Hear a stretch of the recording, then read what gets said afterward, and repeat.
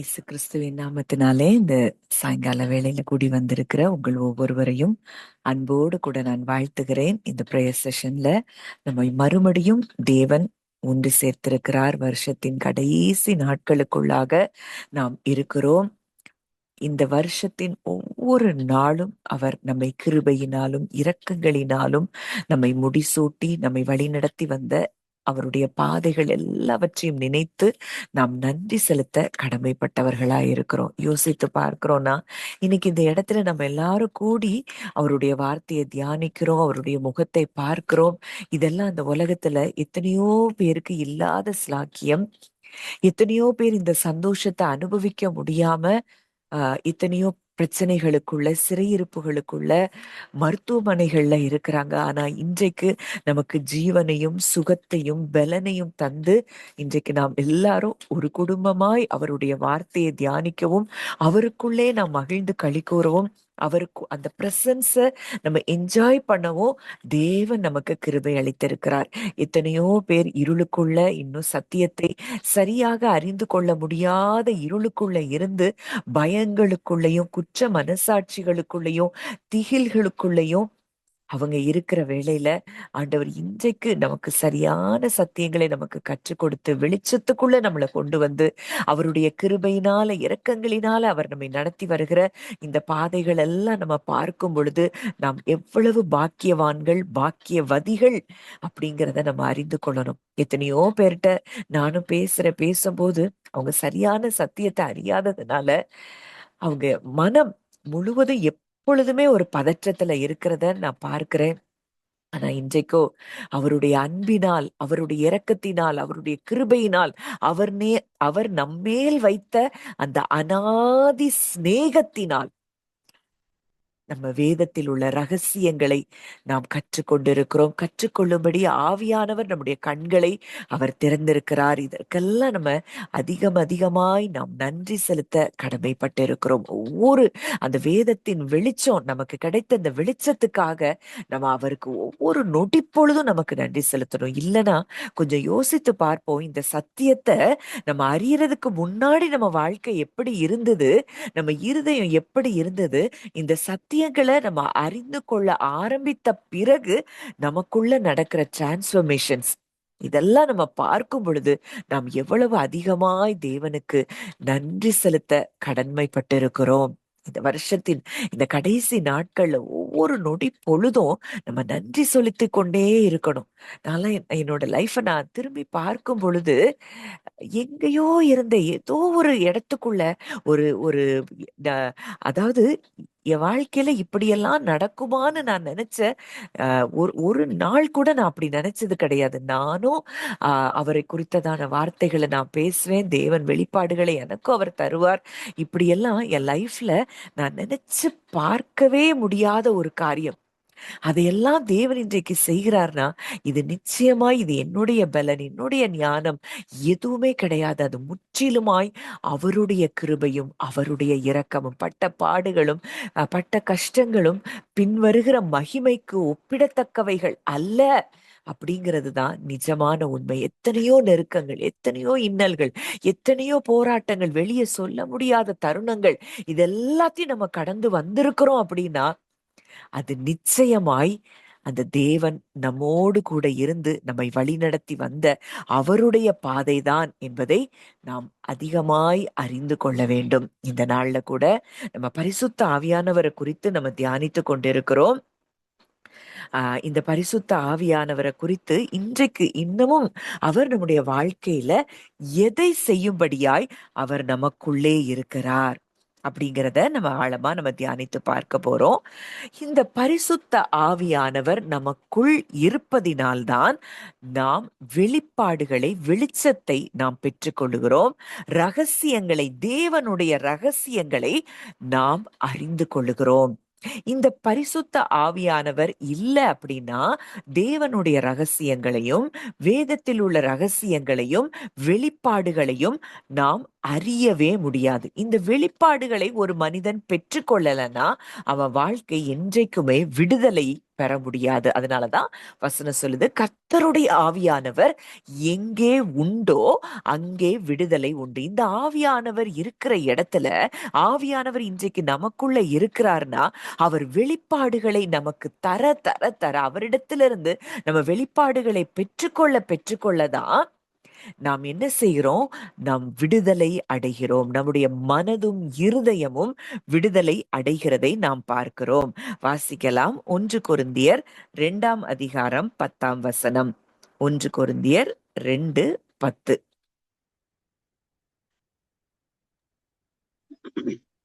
நமக்கோ தேவன் அவைகளை தமது ஆவியினாலே வெளிப்படுத்தினார். அந்த ஆவியானவர் எல்லாவற்றையும் தேவனுடைய ஆழங்களையும் ஆராய்ந்திருக்கிறார். அடுத்த வசனம். மனுஷனுள்ள ஆவியே அன்றி மனுஷரில் எவன் மனுஷனுக்குரியவைகளை அறிவான்? அப்படி போல தேவனுடைய ஆவியே அன்றி ஒருவனும் தேவனுக்குரியவைகளை அறிய மாட்டான். நமக்கோ தேவன் அவைகளை தமது ஆவியினாலே வெளிப்படுத்தினார். அந்த ஆவியானவர் எல்லாவற்றையும் தேவனுடைய ஆழங்களையும் ஆராய்ந்திருக்கிறார். இந்த ஆவியானவர் நமக்கு வெளிப்படுத்துகிற காரியங்கள் என்ன அப்படின்னா, தேவனுடைய ஆழங்களை ஆராய்ந்து நமக்கு வெளிப்படுத்துகிறாராம். இன்னைக்கு நம்ம வாழ்க்கையில நம்மள தேவன் எதற்கு இந்த பூமிக்கு நம்மள கொண்டு வந்தார்? என்ன நோக்கம் நமக்கு? இனி நம்ம வாழ்க்கையில என்ன சம்பவிக்கும்? என்ன நடக்கும்? தேவன் நம்மை கொண்டு என்ன செய்ய போகிறார்? இது எல்லாவற்றையும் ஆவியானவர் நமக்கு வெளிப்படுத்துகிறவராய் இருக்கிறார். இந்த ஆவியானவற்றை நம்ம கேட்கறதே இல்லை. நம்ம என்ன கொண்டு நீங்க என்ன என்ன தேவனுடைய திட்டம் தான் என்ன? நான் இன்னும் என்ன செய்யணும்? என்ன செய்வதற்காக தேவன் என்னை இந்த பூமியில் அனுப்பினார்? இது எல்லாம் தேவனுடைய ஆழங்களை ஆராய்ந்து அறிந்திருக்கிற இந்த ஆவியானவர் நமக்கு வெளிப்படுத்துகிற காரியங்களா இருக்கிறது. நம்முடைய காரியங்கள் மாத்திரம் அல்ல. நம்மிடத்துல அதாவது ஜெபிக்க வருகிறவர்களோ இல்ல ஆலோசனை கேட்க வருகிறவர்களோ அவர்களுக்குரிய காரியங்களையும் நமக்குள்ளே இருக்கிற ஆவியானவர் அவர்களுக்காக வெளிப்படுத்துகிறவராய் இருக்கிறார். அப்போ எவ்வளவு தூரம் பரிசுத்த ஆவியானவர் நமக்குள்ளிருந்து அவர் செயல்பட்டு கொண்டே இருக்கிறார். நாம் இந்த ஆவியானவரை என்ன செய்யல? இன்னமும் ஆழமாய் அறிந்து கொள்ள வேண்டிய விதத்திலே நாம் அறிந்து கொள்ளாதபடியினாலதான் தேவனுடைய ஆழங்கள் என்ன, தேவனுடைய திட்டங்கள் என்ன, அவர் ஒரு சூழ்நிலையை குறித்து நமக்கு ஒரு சூழ்நிலை நமக்கு ஒரு சோர்வை ஏற்படுத்தலாம், பயத்தை ஏற்படுத்தலாம். ஆனா தேவன் அந்த சூழ்நிலையில அவருடைய இருதயம் எதை வெளிக்காட்டுகிறது?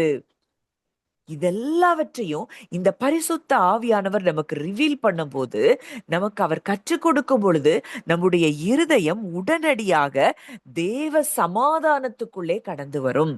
இந்த தேவ சமாதானத்துக்குள்ள நம்ம இருதயம் வரணும்னா இந்த ஆவியானவரோடு கூட அந்த இன்டிமேட் ரிலேஷன்ஷிப் நமக்கு மிகவும் அவசியமாயிருக்கிறது. அடுத்த வசனம் நம்ம பார்க்கிறோம், மனுஷனில் உள்ள ஆவியே அன்றி மனுஷரில் எவன் மனுஷருக்குரியவைகளை அறிவான்?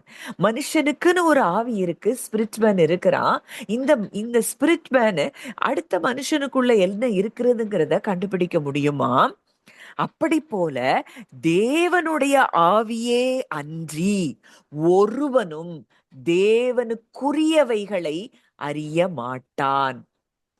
இன்னைக்கு இந்த தேவனுடைய ஆவியிலிருந்து ஒருவன் ஒரு ஞானத்தையோ ஒரு வெளிப்பாட்டையோ உணர்வு பூர்வமாக எவன் பெற்றுக்கொள்ளுகிறானோ அது அவனுடைய எமோஷன்ஸ்ல ஃபீலிங்ஸ்ல எல்லாத்தையும் கலக்கும்.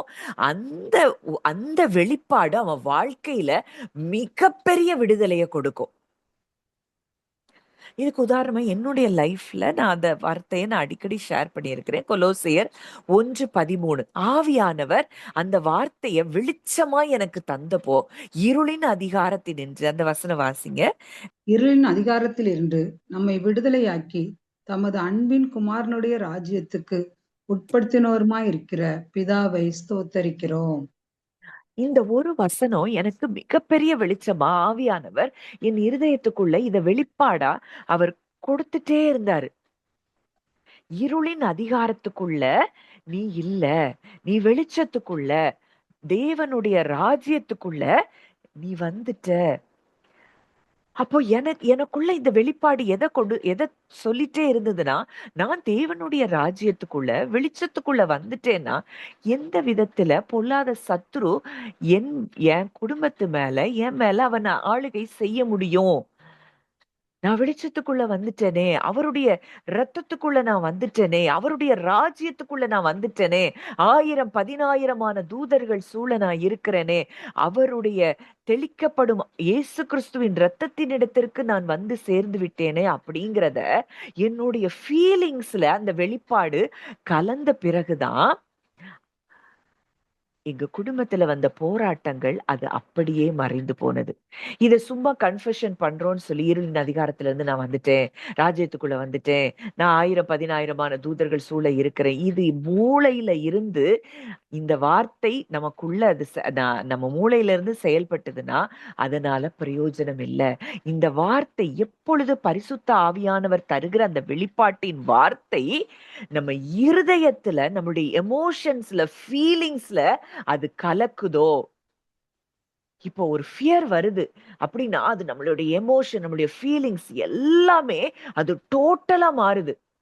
அதுபோல பரிசுத்த ஆவியானவர் தருகின்ற இந்த வார்த்தையின் வெளிப்பாடு நம்மளுடைய ஃபீலிங்ஸ்ல, எமோஷன்ஸ்ல எல்லாத்துலயும் கலக்கும் போது என்ன நடக்குது அப்படின்னா, அந்த வார்த்தை அப்படியே நிறைவேறுகிறது. அதனாலதான் கர்த்தருடைய ஆவியானவர் எங்கே உண்டோ அங்கே விடுதலை உண்டு. இந்த ஆவியானவரை ரியலா பார்த்து, இந்த ஆவியானவர் தருகிற வெளிப்பாட்டை நம்ம ரியலா பார்க்க ஆரம்பிக்கும் பொழுது அங்கே நிச்சயம் விடுதலை.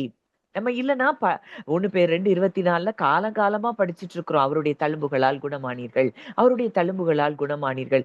இது மூளையில இருக்கிற வரைக்கும் பிரயோஜனம் இல்ல. ஆமா, நான் சிலுவையில அவர் என்னுடைய பாவங்களை, சாபங்களை, என்னுடைய வியாதிகளை, பலவீனங்களை, நோய்களை அவர் சுமந்துட்டாரே, நான் எதுக்கு சுமக்கணும்? அப்படிங்கிற இந்த ஆவியானவர் நமக்குள்ளே தருகிற அந்த வெளிப்பாடு, அந்த விழிப்புணர்வு, இத எப்போ நம்ம ரியலா நம்ம லைஃப்ல நம்ம அத உள்வாங்கி அது நம்மளுடைய உணர்வுகள்ல கலக்க ஆரம்பிக்கிறதோ அங்கே விடுதலை உண்டாகிறது.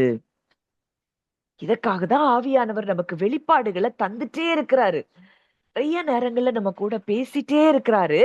ஆனா அவருடைய சத்தத்தை நம்ம கேட்க முடியாதபடி நம்முடைய ஐம்புலன்களுக்கு நம்ம செவி கொடுக்கிறபடினால சூழ்நிலை பார்க்கிறது, உங்க சிம்டம் சொல்றது, டாக்டர் சொல்றது, மற்றவங்க சொல்றது, இல்ல உங்க குடும்பத்தின் சூழல்கள் சொல்லுகிற காரியங்கள், இதெல்லாத்தையும் பார்த்துட்டே இருக்கிறதுனாலதான் நம்ம இன்னும் இந்த விடுதலையை பெற முடியாமல் இருக்கிறோம். அப்ப ஆவியானவர் நமக்கு கொடுக்கப்பட்டிருக்கிற மிக முக்கியமான நோக்கம் என்னன்னா, அவர் நமக்கு வெளிப்பாடுகளை, ரகசியங்களை, தேவனுடைய ஆழங்களை அவர் நமக்கு கற்றுக் கொடுக்கிறவராய் இருக்கிறார். யோவான் 16வது அதிகாரம் 13வது வசனம் வாசிக்கலாம். யோவான் 16:13. சத்திய ஆவியாகிய அவர் வரும்போது சகல சத்தியத்துக்குள்ளும் உங்களை நடத்துவார். அவர் தம்முடைய சுயமாய் பேசாமல் தாம் கேள்விப்பட்டவைகள் யாவையும் சொல்லி வரப்போகிற காரியங்களை உங்களுக்கு அறிவிப்பார். சத்திய ஆவியாகிய அவர் வரும்போது சகல சத்தியத்துக்குள்ளும் உங்களை நடத்துவார். நல்லா நமக்கு தெரியும், சத்தியத்தையும் நீங்கள் அறிவீர்கள், சத்தியம் உங்களை விடுதலை ஆக்கும். இந்த சத்தியத்தை நம்ம எப்படி அறிய முடியும்? இந்த சத்திய ஆவியாகிய தேற்றரவாளன் மூலமாகத்தான் நாம் அறிய முடியும். நம்ம வாசிக்கலாம், நம்ம மைண்ட்ல இருக்கலாம், ஆனா இந்த சத்தியத்தை நாம் அறிய வேண்டும் என்றால் ஆத்துமார்த்தமா இத உணர்வு பூர்வமா நம்ம அறிய வேண்டும் என்றால், இந்த சகல சத்தியத்திற்குள்ளும் நம்மை நடத்துகிற இந்த சத்திய ஆவியாகிய இந்த தேற்றரவாளன் நமக்குள்ளே இருந்து நம்மள அவர் என்ன செய்கிறாராம்? சகல சத்தியத்துக்குள்ளும் நம்மை வழி நடத்துகிறாராம். அவர் தம்முடைய சுயமாய் பேசாமல், பிசாச குறிச்சு பார்க்கிறோம். அவன் பேசும்போது தன் சொந்தத்தில் இருந்து பேசுகிறான். அவன் பொய்யனும் பொய்க்கு பிதாவுமாய் இருக்கிறான். அப்போ ஆண்டவருடைய வார்த்தைக்கு விரோதமா என்னெல்லாம் இருக்கோ அது எல்லாம் பிசாசினுடைய வார்த்தை, பிசாசினுடைய தந்திரம். இப்ப ஆண்டவரோட வார்த்தை சொல்லுது, நீங்க சுகமாயிட்டீங்க. ஆனா உங்க சிம்டம் சொல்லுது, இல்ல உனக்கு வலி இருக்கு, உனக்கு பிரச்சனை இருக்கு, இல்ல உங்க சூழ்நிலை சொல்லுது இந்த பிரச்சனை இன்னும் சரியாகல அப்படின்னு உங்க சூழ்நிலை சொல்லுது. இப்போ எதை நாம் எடுத்துக்கொள்ளுகிறோம்? இந்த சூழ்நிலை சொல்றது எல்லாமே பொய்யனும் பொய்க்கு பிதாவுமா இருக்கிற பிசாசானவனால் நாம் கேட்கிற காரியம். அவன் பேசும்போது தன் சொந்தத்தில் இருந்து எடுத்து பேச நீங்க நினைக்கலாம், ஐயோ நான் தானே நினைக்கிறேன், இப்படிலாம் இருக்கு, இந்த டாக்டர் இப்படி சொல்றாங்க, இந்த ரிப்போர்ட் இப்படி இருக்கு, இத நான் தானே நினைக்கிறேன் அப்படின்னு நீங்க நினைக்கலாம். ஆனா அந்த நினைவுகளை உங்களுக்கு கொடுப்பவன் இந்த சத்துருவானவன். அவன் பேசும்போது உங்க 5 சென்சஸ்ல இருந்தே தான் அவன் பேசுவான். எப்போ நம்ம 5 சென்சஸ்ல இருந்து நம்ம திங்க் பண்றோம், பேசுறோம் அப்படின்னாலே நமக்கு பின்பாக சத்துருவினுடைய செயல் இருக்கிறது. இந்த சத்திய ஆவியாகிய தேற்றரவாளன், இந்த பரிசுத்த ஆவியானவர், இவர் பேசும் பொழுது அவர் தம்முடைய சுயமாய் பேசாமல் தாம் கேள்விப்பட்டவைகள் யாவையும் சொல்லி, ஆதி முதலா பிதா குமாரன் பரிசுத்த ஆவியானவர் திரியேக தேவன் ஒன்றாய் இருக்கிறார்கள். இந்த ஒன்றாய் இருக்கிற தேவனிடத்திலிருந்து அவர் அவர் அறிந்து கொண்ட காரியங்கள், அவர் எப்படி இருக்கிறார், தேவனுடைய நேச்சர் என்ன, இதை எல்லாவற்றையும் அவர் என்ன செய்கிறாராம்? நமக்குள்ளே இருந்து நமக்கு கற்றுக் கொடுக்கிறாராம். இன்னைக்கு திடீர்னு உங்களுக்கு எதையோ குறிச்சு ஒரு பயம் வரலாம். உங்க பிள்ளைகள குறிச்சோ, இல்ல உங்க பலவீனத்த குறித்தோ, இல்ல வாழ்க்கையின் எந்த சூழ்நிலைகள், உங்க ஃபினான்ஸ குறித்தோ, இல்ல உங்களுக்கு ஒருவேளை திடீர்னு ஒரு மரண பயமோ, என்னவோ உங்களுக்கு வரலாம். உடனடியாக நீங்க இந்த பரிசுத்த ஆவியானவர் கிட்ட போகும் பொழுது, இந்த பரிசுத்த ஆவியானவர் உங்களை சகல சத்தியத்துக்குள்ளும் அவர் உங்களை வழிநடத்தி, இல்ல மகளே, நீ உன்னுடைய மரணத்தை இயேசு கிறிஸ்து ஏற்கனவே ருசி பார்த்திருக்கிறார். அவர் டேஸ்ட் பண்ணி இருக்கிறாரு. உன்னைய இந்த மரணம் ஆளுகை செய்ய முடியாது அப்படின்னு அங்கே ஆவியானவர் நமக்குள்ளே அவர் வெளிப்பாட்டை அவர் கொடுப்பார்.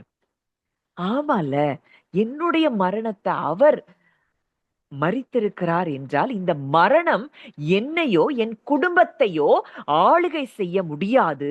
இன்றைக்கு என்னுடைய ஜீவன், என் குடும்பத்தில் இருக்கிற ஒவ்வொருவருடைய ஜீவனும் கிறிஸ்துவுடனே தேவனுக்குள் மறைந்திருக்கிறதே அப்படின்னு சொல்லி அவர் கற்றுக் கொடுக்கிற அந்த வெளிப்பாட்டை நீங்க எப்போ ரியலா நம்ம உள்வாங்கி அதை ஃபீல் பண்ண ஆரம்பிக்கிறோமோ, உங்களுக்கு எதிராய் வந்த அந்த சத்துரு என்ன செய்வான்? ஓட்டம் பிடிப்பான். நீங்கள் விடுதலை ஆவீர்கள். சத்தியத்தையும் நீங்கள் அறிவீர்கள். அத அறிகிறது அப்படின்னா மைண்ட்ல இல்ல, தலையில இல்ல அறிகிறது. அது இருதயத்திலே அறிகிற அறிவு.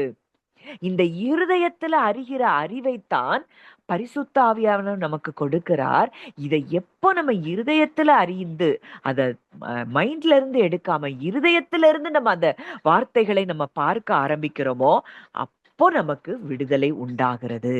சத்தியத்தையும் நீங்கள் அறிவீர்கள், சத்தியம் உங்களை விடுதலையாக்கும். கர்த்தருடைய ஆவியானவர் எங்கேயோ அங்கே விடுதலை உண்டு.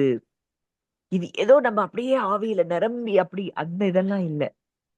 ஆத்துமார்த்தமாய், இருதயபூர்வமாய் தேவன் யார் என்பதை நாம் அறிய அறிய அறிய அறிய நமக்கு கிடைக்கிற விடுதலையும் சமாதானமும், அதைத்தான் இந்த பரிசுத்த ஆவியானவர் நமக்கு கொடுக்கிறார்.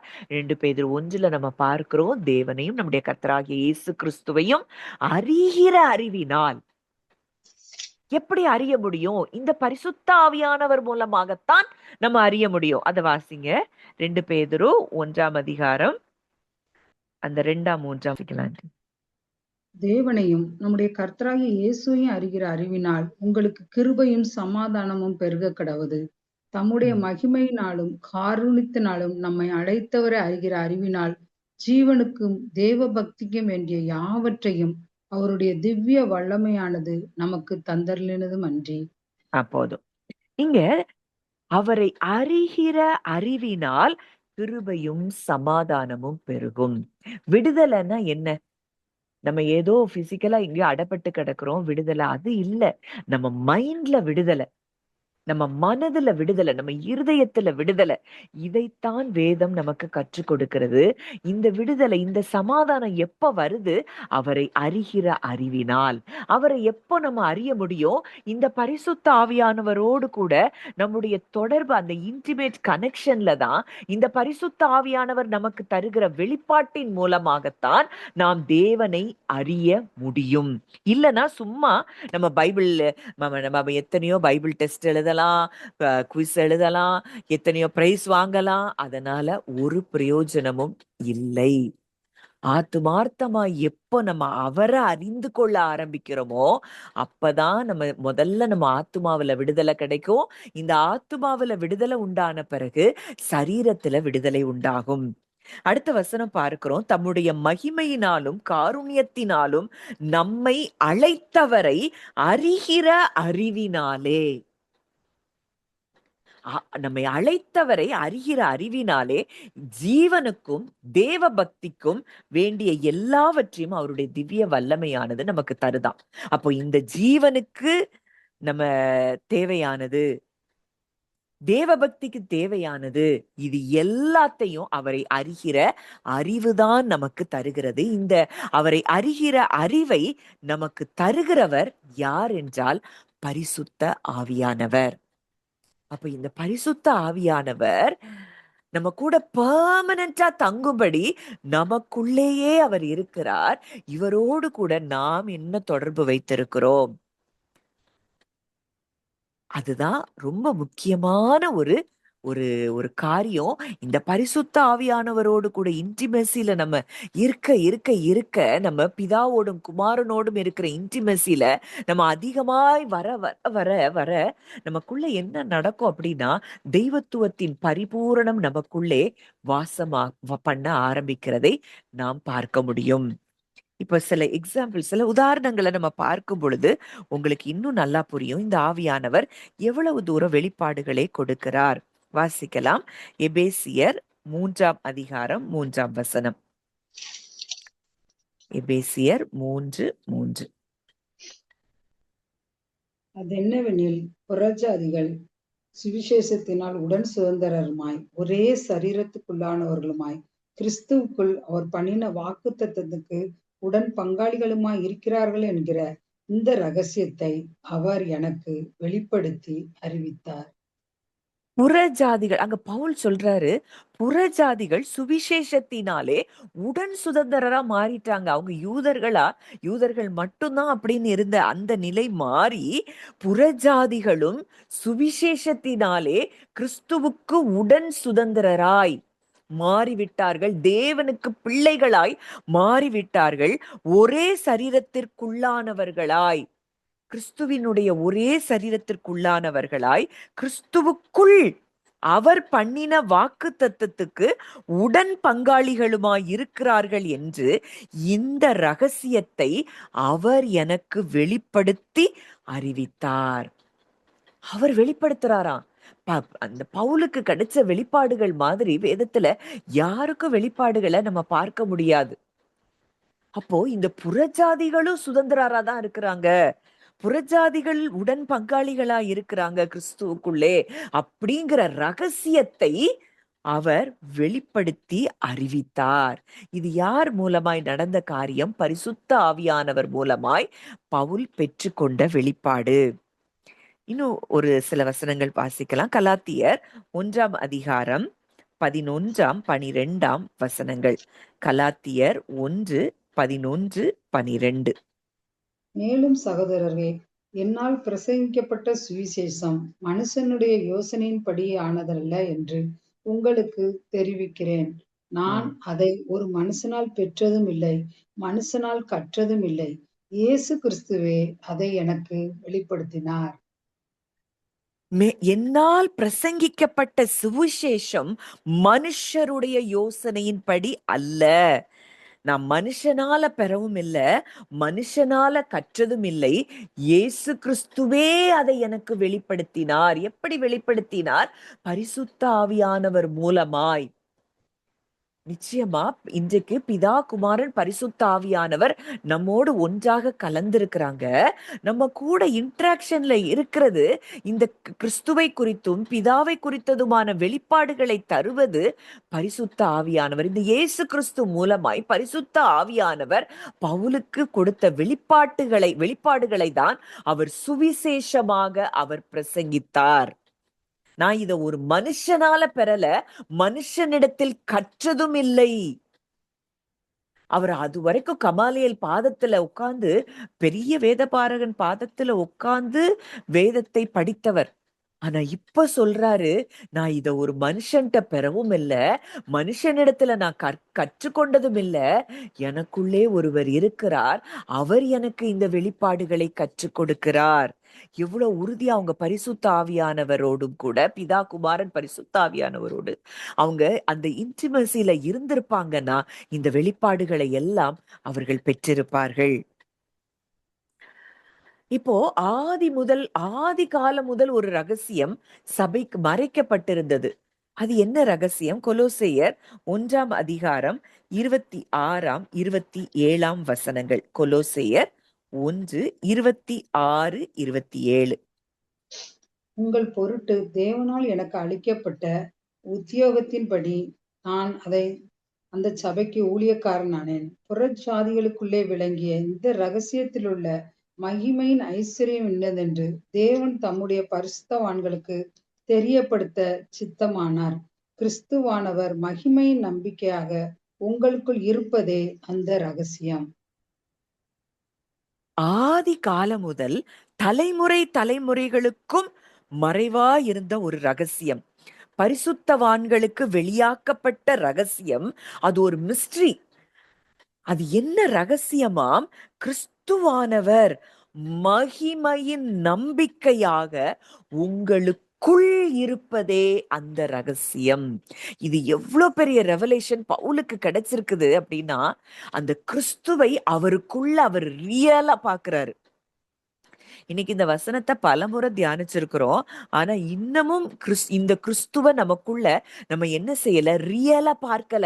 இன்னும் நமக்குள்ள இந்த நான் என்கிறது ஓட்டிட்டு இருக்கு. நம்மளை யாரோ ஏதோ ஒன்று சொல்லிட்டாங்க, இல்ல நம்ம உடம்புல ஏதோ ஒரு காரியம் நடக்கு, இல்ல ஏதோ ஒரு ஸ்ட்ரகிள் நடக்கு, சூழ்நிலைகள்ல ஒரு மாற்றம் நடக்கு அப்படின்ன உடனேயே இந்த நான் என்பது தலை தூக்குது.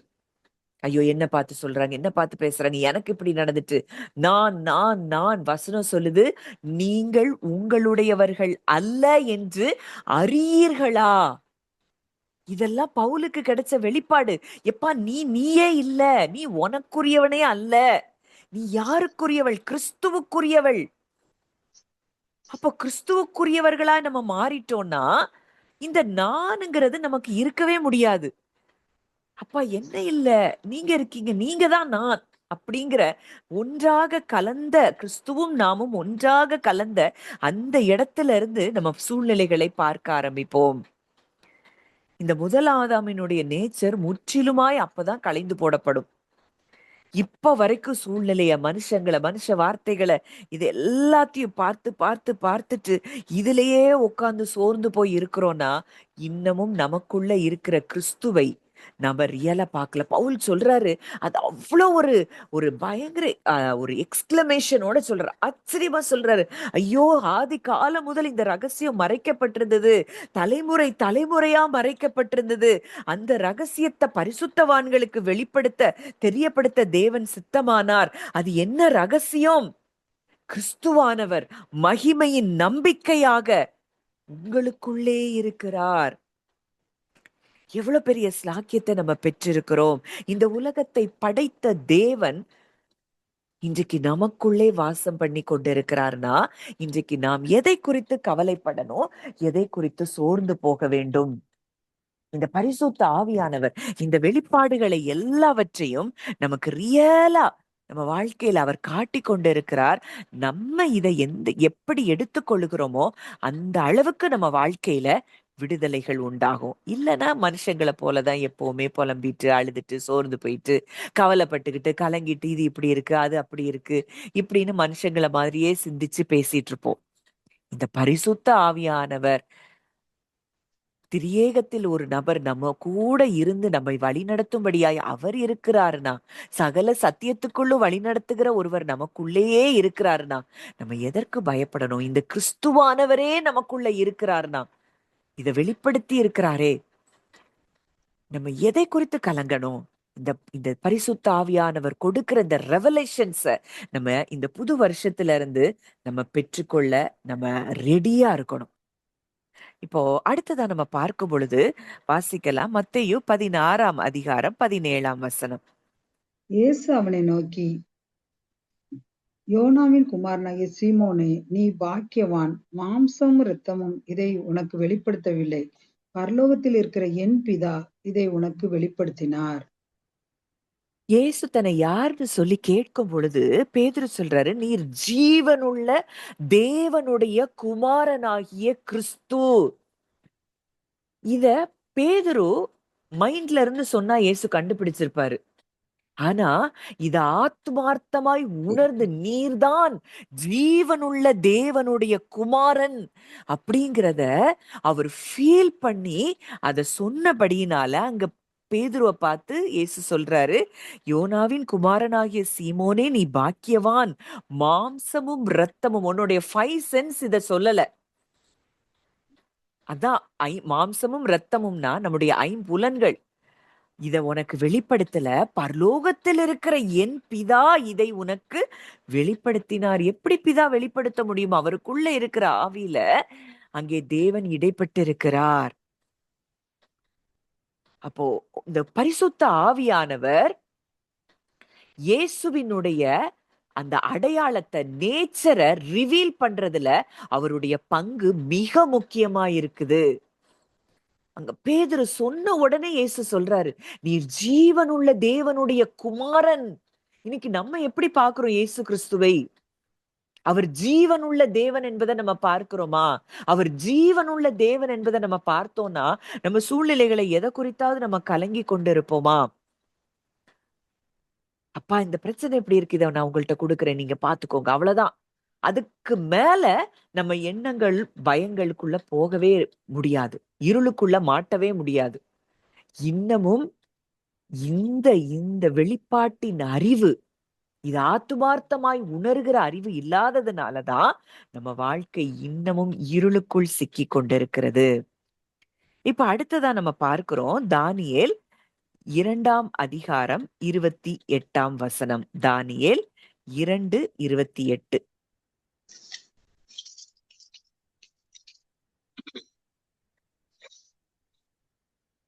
மறைபொருளை வெளிப்படுத்துகிற பரலோகத்தின் தேவன் கடைசி நாளில் சம்பவிப்பதை ராஜாவாகிய நேபுகாத் நேச்சருக்கு தெரிவிக்கிறார்.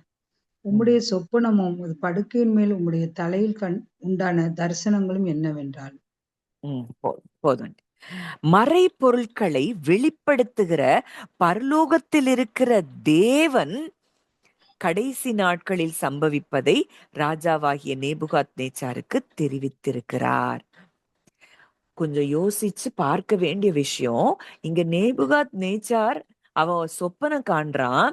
அந்த சொப்பனத்தை சொல்லி அர்த்தத்தை கேட்டிருந்தா பரவாயில்ல. ஆனா அந்த சொப்பனத்தையும் நீங்க சொல்லணும், சொப்பனத்தினுடைய அர்த்தத்தையும் சொல்லணும்னு சொல்லி கேட்கும் பொழுது அங்க இருக்கிற எல்லா ஜோசியர்கள், அங்க இருக்கிற சாஸ்திரிகள் எல்லாருக்குமே என்ன வந்துருச்சு? பயம் வந்துருச்சு. எப்படி இந்த கனவை ஒரு மனிதனுக்குள்ள அவன் என்ன கனவு தூக்கத்துல கண்டான்னு நாங்க எப்படி சொல்ல முடியும் அப்படின்னு அவங்க எல்லாரும் பயந்து போய் இருக்கிறாங்க. ஆனா ராஜா சொல்லிட்டாரு, கண்டிப்பா நீங்க என்ன செய்யணும்? சொல்லி ஆகணும். இல்லன்னா உங்களுக்கு தண்டனைங்கிற மாதிரி அங்கே ராஜா அங்கே ஒரு ஒரு காரியத்த அங்க சொல்றாரு. 14வது வசனத்துல பார்க்கிறோம். பாபிலோனின் ஞானிகளை கொலை செய்ய புறப்பட்ட ராஜாவினுடைய தலையாரிகள். அங்க அந்த அளவுக்கு ஆ ராஜாவுக்கு பயங்கர கோவம். எல்லா ஞானிகள் எல்லார்ட்டயும் கூப்பிட்டு கேக்குறாங்க. யாராலயுமே அத சொல்ல முடியாதுன்ட்டாங்க. அந்த அந்த அதே அதிகாரம் 10வது வசனம். தானியேல் 2:10. கல்தேயர் ராஜ சமூகத்தில் பிரேத்திரமாக, ராஜா கேட்கும் காரியத்தை அறிவிக்கத்தக்க மனுஷன் பூமியில் ஒருவனும் இல்லை. ஆகையால் மகத்துவமும் வல்லமையுமான எந்த ராஜாவும் இப்படிப்பட்ட காரியத்தை ஒரு சாஸ்திரியின் இடத்திலாவது, ஜோசியத்தின் இடத்திலாவது, கல்தேயரின் இடத்திலாவது கேட்டதில்லை. அடுத்த வசனம். ராஜா கேட்கிற காரியம் மிகவும் அருமையானது. மாம்சமா இருக்கிறவர்களோட வாசம் பண்ணாத தேவர்களுடைய ராஜ சமூகத்தில் அதை அறிவிக்கத்தக்கவன் ஒருவரும் இல்லை என்றார்கள். ராஜா கேட்கும் காரியத்தை அறிவிக்கத்தக்க மனுஷன் பூமியில் ஒருவனும் இல்லை. அப்போ அடுத்ததா சொல்றாரு, மாம்சமா இருக்கிறவர்களோட வாசம் பண்ணாத தேவன்தான் இத சொல்ல முடியும். எங்களால முடியாது. நாங்க பூமியில வசிக்கிற இந்த மனுஷர்களாகிய எங்களுக்கு உம்முடைய கனவையும் அர்த்தத்தையும் சொல்ல முடியாது அப்படின்னு சொல்லி அவங்க சொல்லிட்டாங்க. ஆனா இங்கே தானியேல் தன் நண்பர்களோடு கூட சேர்ந்து அங்கே ஜெபிக்கும் பொழுது 17வது வசனம் 19வது வசனத்துல நம்ம பார்க்கிறோம். பின்பு ராக்காலத்திலே தரிசனத்திலே தானியேலுக்கு மறைபொருள் வெளிப்படுத்தப்பட்டது. அப்பொழுது தானியேல் பரலோகத்தின் தேவனை ஸ்தோத்தரித்தான். அப்போ எந்த அளவுக்கு நம்ம ஒரு ஜீவனுள்ள தேவனை ஆராதித்து கொண்டிருக்கிறோம். இன்னைக்கு நம்ம என்ன கனவு காண்றோம்னு கூட நம்ம பக்கத்துல இருக்கிறவங்களுக்கு தெரியாது. ஆனா அந்த ராஜா சொல்றாரு, என்னுடைய கனவையும் சொல்லி கனவுக்கு அர்த்தத்தையும் சொல்லணும். அந்த ராஜா என்ன கனவு கண்டிருப்பாருங்கிறத இந்த ஜீவனுள்ள தேவனை தவிர யாராலும் வெளிப்படுத்த முடியாது. தானியேலுக்கு அந்த மறைபொருள் தரிசனத்திலே வெளிப்படுத்தப்பட்டது. அப்போ இந்த ஆவியானவர் இந்த ஹிடன் திங்ஸ் மறைந்திருக்கிறவைகளை வெளிப்படுத்துகிறவரா இருக்கிறார் என்பதை இதன் மூலம் நாம் அறிந்து கொள்ளலாம். ஒரு ஒரு இது எங்கேயுமே எந்த மனுஷனாலையும் முடியாத ஒரு காரியம்.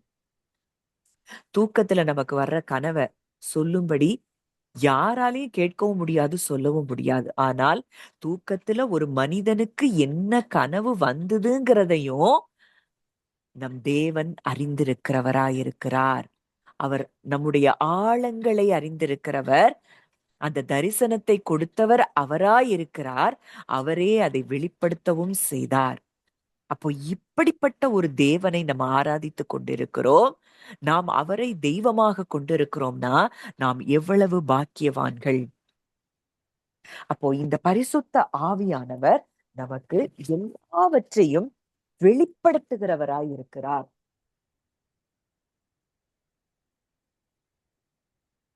அடுத்ததா ஒரு வசனம் வாசிக்கலாம். ஆதியாகமம் 40ஆம் அதிகாரம் 8ஆம் வசனம்.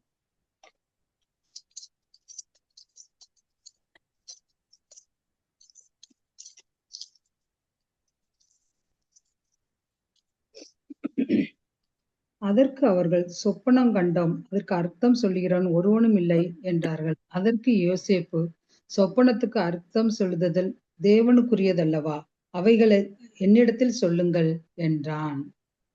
சொப்பனத்துக்கு அர்த்தம் சொல்லுதல் தேவனுக்குரியதல்லவா? சொப்பனத்துக்கு அர்த்தம் சொல்றதே தேவனுக்குரியதாம். அந்த சொப்பனத்தையும் வெளிப்படுத்துகிறவரே ஜீவனுள்ள தேவன். அந்த ஜீவனுள்ள தேவனைத்தான் நாம் பெற்றிருக்கிறோம். நமக்குள்ளே அவரை பெற்றிருக்கிறோம். இப்ப இன்னும் ஒரு வசனம் வாசிக்கலாம். ஆதியாகமம் 41 38 39. ஆதியாகமம் 41 38 39. அப்பொழுது பார்வோன் தன் ஊழியக்காரரை நோக்கி, தேவ ஆவியை பெற்ற இந்த மனுஷனைப் போல வேறொருவன் உண்டோ என்றான். பின்பு பார்வோன் யோசேப்பை நோக்கி, தேவன் இவைகள் எல்லாவற்றையும் உனக்கு வெளிப்படுத்தி இருக்கிறபடினால் உன்னைப் போல விவேகமும் ஞானமும் உள்ளவன் ஒருவனும் இல்லை. தேவ ஆவியை பெற்ற இந்த மனுஷனைப் போல் வேறொருவன் உண்டோ? Can we find such a one as this in whom is the Spirit of God? இப்படிப்பட்ட தேவ ஆவியை பெற்ற மனுஷன் ஒருத்தன் இருக்கிறானா? இவ்வளவு அழகா அந்த சொப்பனத்துக்கு அர்த்தத்தை நீ சொல்லி இருக்கிறியே, இதை தேவன் உனக்கு வெளிப்படுத்தி இருக்கிறபடியினாலே உன்னை போல விவேகமும் ஞானமும் உள்ளவன் வேறொருவனும் இல்லை. இந்த ஆவியானவரை நம்ம பெற்றிருக்கிறோம். இந்த ஆவியானவரோடு கூட நம்ம தொடர்பிலே இருக்கிறோம்னா நம்மை போல ஞானமும் விவேகமும் நிறைந்தவர்கள் இருக்க முடியாது. ஏன்னா அவர்தான் ஞானத்தை தருகிறவர், ஞானத்தின் ஆவியானவராய் அவர் இருக்கிறார். ஏசாயா 11:2 பார்க்கிறோம், ஞானத்தையும் உணர்வையும் அருளும் ஆவி, ஆலோசனையையும் பெலனையும் அருளும் ஆவி, அறிவையும் கர்த்தருக்கு பயப்படுகிற பயத்தையும் அருளும் ஆவியும் ஆகிய கர்த்தருடைய ஆவியானவர். அப்ப இந்த ஆவியானவர் நமக்குள்ளே இருக்கிறார்னா நம்ம அவரு கூட எப்பவும் தொடர்புல இருக்கிறோம்னா நம்மை போல ஞானமும் விவேகமும் உள்ளவர்கள் இந்த பூமியில் இருக்க முடியாது. இப்போ வெளிப்படுத்துதல் 1வது அதிகாரம் 1வது வசனம் வாசிக்கலாம். வெளிப்படுத்துதல் 1:1. சீக்கிரத்தில் சம்பவிக்க வேண்டியவைகளை தம்முடைய ஊழியக்காரருக்கு காண்பிக்கும் பொருட்டு தேவன் இயேசு கிறிஸ்துக்கு ஒப்புவித்ததும் இவர் தம்முடைய தூதனை அனுப்பி நம்முடைய ஊழியக்காரனாகிய யோவானுக்கு வெளிப்படுத்ததுமான விசேஷம். யோவானுக்கு வெளிப்படுத்தினதுமான விசேஷம். அப்போ நடக்க போகிற காரியங்களை குறித்து ஆவியானவர் மூலமாய் யோவான் பல வெளிப்பாடுகளை பெற்றுக்கொண்டார். கர்த்தருடைய நாளில் நான் ஆவிக்குள்ளானேன். அந்த 4வது அதிகாரம் வெளிப்படுத்துதல் 4:2 வாசிங்க. வெளிப்படுத்துதல் 4:2. உடனே ஆவிக்குள்ளானேன். அப்பொழுது இதோ வானத்தில் ஒரு சிங்காசனம் வைக்கப்பட்டிருந்தது. அந்த சிங்காசனத்தின் மேல் ஒருவர் வீற்றிருந்தார். இங்க ஸ்பிரிட்ல அவர் அந்த ஸ்பிரிட்ல வந்த உடனே அவருக்கு அங்கே வெளிப்பாடுகள் கிடைக்குது. அங்க சிங்காசனத்துல உட்கார்ந்திருக்கிறவரை அந்த ஸ்பிரிட்ல இருந்து அவர் பார்க்கிறாரு. அவர் எப்படி இருந்தார், அவருடைய டெஃபினிஷன் அங்க அழகா அங்க சொல்றாரு. இது எல்லாமே வரப்போகிற காரியங்களை அவர் வெளிப்படுத்துகிறவராய், ஆவிக்குள்ள ஒரு மனுஷன் எந்த மனிதன் இருக்கிறானோ அவனுக்கு நடக்க போகிறவைகள் நடக்கிறவைகள் எல்லாவற்றையும், வாழ்க்கையில உள்ள எதிர்காலத்தை குறித்து தேவனுடைய திட்டங்கள் எல்லாவற்றையும் இந்த ஆவியானவர் வெளிப்படுத்துகிறவராய் இருக்கிறார். நிறைய காரியங்கள் ஆதி அப்போஸ்தலர்கள் நாட்கள்ல அவங்க டைரக்ஷன்ஸ் எல்லாத்தையுமே பரிசுத்த ஆவியானவர் மூலமாய் அவங்க பெற்றுக்கொண்டாங்க. நிறைய காரியங்கள் நடக்குது. அப்போஸ்தலர் 20வது அதிகாரம் 22, 23 வாசிக்கலாம். அப்போஸ்தலர் 20, 22, 23. இப்பொழுதும் நான் ஆவியிலே கட்டுண்டவனாய் எருசலேமுக்கு போகிறேன். அங்கே எனக்கு நேரிடும் காரியங்களை நான் அறியேன். கட்டுகளும் உபத்திரவங்களும் எனக்கு வைத்திருக்கிறதென்று பரிசுத்த ஆவியானவர் பட்டணந்தோறும் தெரிவிக்கதை மாத்திரம் அறிந்திருக்கிறேன். ஆவியிலே கட்டுண்டவனாய் எருசலேமுக்கு போகிறேன். இங்க பரிசுத்த ஆவியானவர் இங்க சொல்றாரு, உபத்திரவங்களும் கட்டுகளும் எனக்கு வைத்திருக்கிறதென்று பரிசுத்த ஆவியானவர் பட்டணந்தோறும் தெரிவிக்கிறதை மாத்திரம் அறிந்திருக்கிறேன். அப்போ இங்க ரெவலேஷன் கிடைக்க கிடைக்க பவுலுக்கு இதெல்லாம் இது இது என்ன உபத்திரவங்கள் வந்தாலும் இதையும் தாண்டி தேவன் என்னோடு இருக்கிறார்ங்கிற தைரியத்தை அவர் பெற்றுக்கொள்ளுகிறார். அங்க பயம் வரல அவருக்கு. இதெல்லாம் நடக்கும், இதெல்லாம் இருந்தாலும் கிறிஸ்துவானவர் எனக்குள்ளே இருக்கிறார், பரிசுத்த ஆவியானவர் தங்குகிற ஆலயமாய் நான் இருக்கிறேன் அப்படிங்கிறத உணர்ந்ததுனாலதான் அவருக்கு சிறைச்சாலையில போட்டப்பையும் பயம் இல்ல. பாம்பு கடிச்சு அங்க கையில தொங்கிட்டு இருக்கு விரியன் பாம்பு, அப்பயும் அங்க என்ன செய்யல, அவருக்கு பயம் வரல. காரணம் என்னன்னா தான் யார் என்பதை அவர் அறிந்து வைத்திருந்தார். எப்படி அறிந்து வைத்திருந்தார்? இந்த பரிசுத்த ஆவியானவர் மூலமாக அவர் லிட்ரலா தான் யார் என்பதை தனக்குள்ளே இருக்கிறவர் எவ்வளவு பெரியவர் என்பதை, அவர் ஜீவனுள்ள தேவன் தனக்குள்ளே இருக்கிறார் என்பதை அவர் அறிந்து வைத்தபடியினாலே, இன்னைக்கு நமக்கு இந்த வெளிப்பாடு இல்லைங்கிறதுனாலதான் நமக்கு சின்ன விஷயத்துக்கு கூட நம்ம பயப்படுறோம். அங்க பேதுரு சொல்றாரு, ஜீவனுள்ள தேவனுடைய குமாரன். அப்ப இந்த ஜீவனுள்ள தேவனுடைய குமாரன், இந்த ஜீவனுள்ள தேவன் எனக்குள்ளே இருக்கிறார்னா, எனக்கு எதிராக எந்த சூழ்நிலை நிற்க முடியும், எந்த சூழ்நிலை செயல்பட முடியும், எந்த மனுஷ வார்த்தைகள் எனக்கு எதிராய் நிற்க முடியும், செயல்பட முடியும், எந்த சத்துரு எனக்கு எதிராய் செயல்பட முடியும், இதை எல்லாத்தையுமே எதையுமே உணராததுனாலதான் இப்போ வரைக்கும் எதை குறிச்சு பயந்துட்டு இருக்கோம்? செய்வன, பில்லி சுனியும், ஏவல், இப்படி பண்ணிட்டாங்க அப்படி பண்ணிட்டாங்க, இதையே திங்க் பண்ணி நம்ம நமக்குள்ளே இருக்கிறவர் யார் என்பதை நம்ம என்ன செய்யல, அறியல. இந்த பரிசுத்த ஆவியானவர் இதைத்தான் நமக்கு கற்றுக் கொடுத்து கொண்டே இருக்கிறார். நம்முடைய ஆவியில் அவர் சாட்சி சொல்லிட்டே இருக்கிறாரு. நீ தேவனுக்கு பிள்ளை என்பதை அவர் சாட்சி கொடுத்து கொண்டே இருக்கிறார். எப்படி இயேசு கிறிஸ்துவுக்கு பிதா எப்படி அவர் அவர் எப்பவுமே அவர் அப்பாவா பார்த்துட்டே இருக்கிறாருன்னா, அந்த பரிசுத்த ஆவியானவர் மூலமாகத்தான் அங்க இயேசு கிறிஸ்து மனுஷனாதான் இங்க வர்றாரு. அவர் ஃபுல்லி மேன், ஃபுல்லி காடா இருந்தா கூட அவர் மனுஷ சாயலா இந்த பூமிக்கு வந்த பொழுதும் பிதாவினுடைய அன்ப அவர் உணர்ந்து கொண்டே இருந்தார். தான் குமாரன் என்பதை அவர் அறிந்திருந்தார். அப்படின்னா அதுக்கு காரணம் இந்த பரிசுத்த ஆவியானவரோடு, அவர் பரிசுத்த ஆவியானவரால் பரிசுத்த ஆவியும் வல்லமையும் நிறைந்தவராய் இருந்தார்னு சொல்லி பார்க்கிறோம். அப்போ இந்த பிதாவை அவருக்கு அப்பாவா ரியலா அவருக்கு காண்பித்து கொண்டே இருந்தபடியினாலதான் அங்க என்ன, எப்படி அங்கே கிறிஸ்து இயேசு பிதாவை குறித்ததான எப்பொழுதும் அவரு ஒரு சந்தோஷத்துல அவர் இருக்கிறத பார்க்கிறோம். அப்போ இந்த இடத்துல நம்ம எப்படி பார்க்கிறோம்? கிறிஸ்துவானவர் நமக்குள்ளே இருக்கிறார். இன்றைக்கு கிறிஸ்துவுக்கு உடன் சகோதரர்களாய், கிறிஸ்து எப்படி பிதாவினுடைய குமாரனாய் இருக்கிறாரோ அதே போல நாமும் கிறிஸ்துவுக்கு உடன் சகோதரர்களாய், சகோதரிகளாய், தேவனுக்கு பிள்ளைகளாய் இருக்கிறோம் என்பதை நம்ம ரியலா பார்த்தோம்னா கிறிஸ்துவுக்கு எங்கேயுமே பயம் கிடையாது. இந்த மனுஷங்களை குறிச்சும் அவருக்கு பயம் கிடையாது. புயல் காற்று அடிச்சாலும் பயம் கிடையாது. அலைகள் படகு மேல மோதினாலும் பயம் கிடையாது. 5 அப்பம் 2 மீனை கொண்டு 5000 பேருக்கு சாப்பாடு கொடுக்கணுமேங்கிறப்பையும் அவருக்கு பயம் இல்ல. லாசருவ உயிரோட எழுப்ப போறோம், அவன் எழும்புவானா மாட்டானாங்கிற பயம் இல்ல. காரணம் என்னன்னா, பிதாவை அவர் நன்கு அறிந்திருந்தார். பரிசுத்த ஆவியானவர் மூலமாய் அப்பா எப்போ எனக்கு செவி கொடுப்பார், இந்த நிச்சயத்தை இயேசு கிறிஸ்து பெற்றிருந்தார். லாசரு கல்லறைக்கு முன்னாடி போய் நின்னு செய்கிற ஜெபமே அதுதான். நீர் எப்பொழுதும் எனக்கு செவி கொடுக்கிறீர். இந்த நிச்சயமே இன்னைக்கு நமக்கு இல்லையே.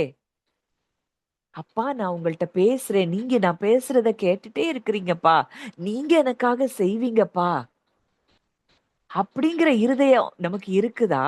இல்ல, ஐயோ நான் சொல்லிட்டேன், இது நடக்குமா நடக்காதா, இது இது என்ன ஆகும், இந்த இந்த இந்த இந்த சூழ்நிலை எப்படி மாறும் அப்படின்னு ஜெபித்த பிறகும் பயந்து கொண்டே இருக்கிறோமா?